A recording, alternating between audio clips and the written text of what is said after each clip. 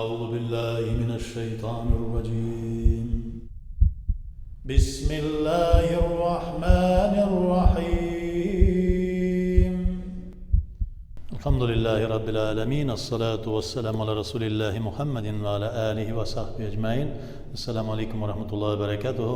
Hayırlı günler. Allah subhanahu wa ta'ala hayırlı turmuşlar nasip etsin.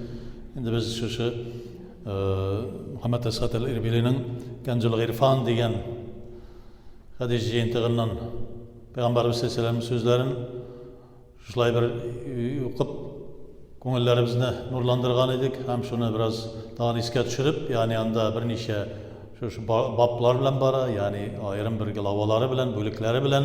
Unda bo'lsa birinchi bo'ligi bismillah turunda, Bismillahirrahmanirrahimning fazilati turunda, ko'rkamligi turunda, Bismillahirrahmanirrahim deb aytgan kishi ana butun ishlari o'ngishli bo'lar, aytmasang o'ngishsiz bo'lar deb angladik. Agarda bir og'irlik keldiysa, Bismillahirrahmanirrahim va la havla va la quvvata illa billahil g'aliyil azim deb aytsang, butun og'irlig'ing ketar dedi. Shulay endi Bismillahning shu Bismillahirrahmanirrahim deb aytilgan butun ilki kitoblarda da Tavrat bo'lsin, Injil bo'lsin, Zabur bo'lsin, butunisi de shunun bilan boshlanadi deb belgilendi. Ham endi agarda ana aytdik, eng qiziqlisi kirgan yeringga qo'yag'ina kirsang da Bismillahirrahmanirrahim deb ayt. Illamagar tualet gibi küçüklük bulgan yerga andayın da'udu billahi mineşşeytanirracim debgina kirasan. Ne için? Çünkü senin artdan şeytan yarıp yürüyü mümkün. Şeytan şulay yo'q senin bilan birga kirar da uyingda yoki boshqa kirgan shu bir bo'lmangda sana bir fitna chiqarar. Ana Bismillahirrahmanirrahim deb kirding esa uyga. U vaqtda shayton aytar, men kiralmen bu uyga deb burilib ketib bordi.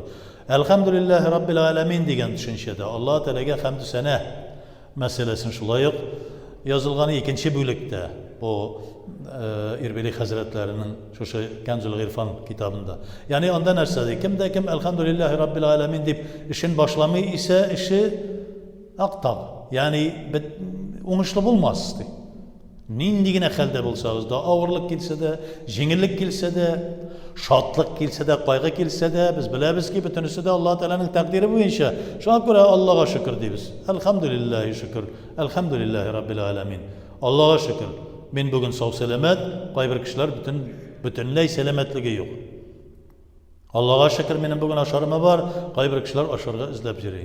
Allah'a şükür benim bütün yerim bugünkü gündeki yetişken, kayber kişi kaydan nerse tabırga bilmişe, Allah saklasın şunu derecede yürüyor.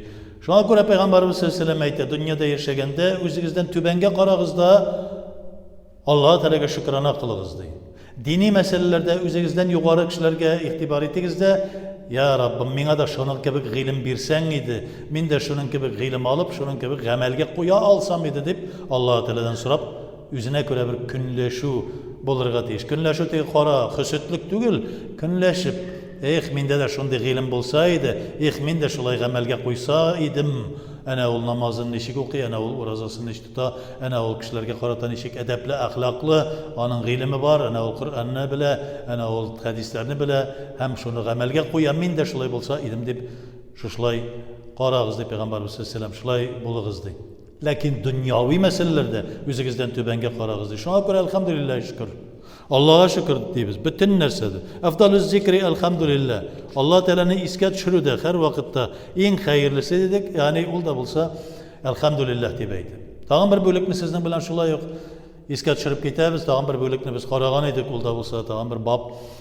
Peygamberimiz sallallahu aleyhi ve sellem'e salavat-ı şerifleri eytiyor. Katıyla işte. Ana salavat من ذكرت عنده فليصلي علي فإنه من صلى علي مرة صلى الله عليه عشرا. Yani benim isimim çıkan sayın Muhammed diyen sallallahu aleyhi ve sellem. Yaki endi şulay benim isimimni aytgan sayın, işitgan sayın salavat aytib qo'yig'iz deydi. Agar siz menga bir tapqir shunda salavat aytsangiz, Alloh subhanahu va taolo o'zining Kudreti bilen sizge 10 rahmetini indirir, 10 tapkır salavat aytır sizge deydi. Salavat aytıyor demek Allah Teala'dan 10 tapkır olur rahmeti iner bizge inşallah Teala. Şulay yok. Es-salatu alen nebi afzalu min gitqir riqab. Kul azat etüden de hayırlırak deydi. Peygamberimiz sallallahu aleyhi ve sellem'e salavat aytıyor. Kul azat etüyor. Bir ulu derecede bulsa da ama Peygamberimiz Aleyhisselam'ga salavat aytu bik hayırlı değil. Şulay yok indi tağın bir üstün gene aytamiz. Men salla aleyye merraten vakiden sallallahu aleyhi aşrete merrat. Kim minga bir tapkır salavat ayttıysa Allah Teala'dan 10 ülüş salavat gelir, 10 ülüş rahmet gelirdi. Şulay yok indi Peygamberimiz Aleyhisselam'ın ana şu aytgan hadislerinden devam etamiz. Ul da bulsa bab ma caa fil İslam vel iman. İman hem İslam meselesinde kelgen bölüge baba.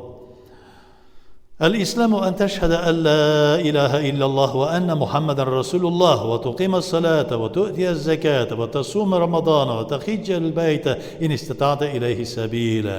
يعني جمع الكبير ده جمع الصغير ده كلا بو سيوتي ده شular sahih hadisler jiyintig'i Suyuti'nin şuşunda kila. Yani İslamiyet İslam nerse ol? El-İslam ol da bolsa eşhedü en la ilahe illallah ve eşhedü enne Muhammeden abduhu ve rasuluh deb aytu şehadet getiru. Niçin? Çünkü birincisi imandan tura. Bizim bir meselelerde mümin üstünürek mi, Müslüman üstünürek mi, İslam üstünürek mi, iman üstünürek mi deyip bahsler şıkkalı. Hazır ana kadar çıkmıyor. Lakin bir 80. yılların ahırlarında bu 90. yılların başlarında bir katı zor derece şu galem kengligindagi bir bahslarga ketira turgan mesele edi. Mümin hem Müslümanlık turunda. İslam imanını anlata, iman İslam'ını anlata. Şunu bilemiz de biz nerse deymiz? Mümin Müslüman deymiz biz. İkisini birge. Onlar ayrılgısız. Çünkü İslam'da ana Peygamberimiz Aleyhisselam bizge bildirdi. İslam'ın en birincisi iman ketiru. İslam ol da bulsa nersedu el-İslamu en teşhede en la ilahe illallah ve enne Muhammeden Resulullah. İslam ol en birincisi iman getiru, şehadet kılu. Allah Teala'ya iman getirdim, şehadet kılam, guvahlık kılam, ant etem. Ol birden bir yalğız ibadetke layıklı birden bir Allah ol bizni Allah Teala ol bizni bunda getirgen, bizni bu dünyada yaşata, bizni bu dünyada terbiyeli, hem bu dünyadan alıp da gita deb bütün narsa bizga Allah subhanahu taala bar qilib bizga xizmat ettiradi deb shuni bilib Allah Teala'ga ibodatga loyiqli birdan bir ulg'ina bizning ko'nglimizda, aqlimizda, tilimizda bo'lirga tegishli. Ham butun amal ibodatlarimiz ong'ag'ina bag'ishlangan. Muhammad sallallohu alayhi vasallamga itoat etirga tegishli. Uning sunnatigina bizning uchun to'g'ri bir sunnat. Onu qabul etamiz Allah Teala'nın elchisi deb, Rasululloh deb. Çünkü başka türlü sünnetler boyunca yaşamayız. Özümüz oylap çıkarmayız. Özümüz nindidir bir uydurmalar boyunca başımızdan çıkargan yol bilen yaşamayız. Çünkü men atağır Rasul fakat atağ Allah. Kim Peygamber sallallahu aleyhi ve sellem'e itaat etti ise de Kur'an-ı Kerim'de Allah Teala'ya itaat etken bulup sanallah. Kim itaat etmedi, sünnetini kabul etmedi. Ol da bulsa indi ol elbette İslam dininde Peygamberimiz sallallahu aleyhi ve sellem'ni kabul etmegen derecede buldu deydi. O mümkün de o meselede de sak bulurga gerek. Peygamberimiz sallallahu aleyhi ve sellem'in sünnet müekkedeleri var. Sünnet namazları deyip aytayık en birinci göz aldığında bulgan. Yaki yanda farzdansın başka sünnet ameller kele. Biz sünnetlerini yerine jetkirip öterge teyiş bulabız. Ne için? Men yuti'ir Rasul kim Peygamberimiz sallallahu aleyhi ve sellem'e itaat ettiyse fakat eta'a Allah. Allah Teala'ya itaat etken bular. Yok ise bulmayı. Allah Teala'nı tanımagan, tanıdım deyip yürüyünün mağnası yok. Ben farzlarına öteyim de sünnetleri, günah yok bitti beytüşler var. Bar günah. Allah Teala karşısında şilteli bulasın. Allah Teala da sana aşılı bula, Peygamberimiz sallallahu aleyhi ve sellem'in şefakatinden mahrum kalasın. Şefakatine döşerilmişsin. Şundan sınırsa de, ve tuqimas salat. İslam'ın ikinci ölüşü namaz oku. Çünkü namaz en birinçil, evlevi.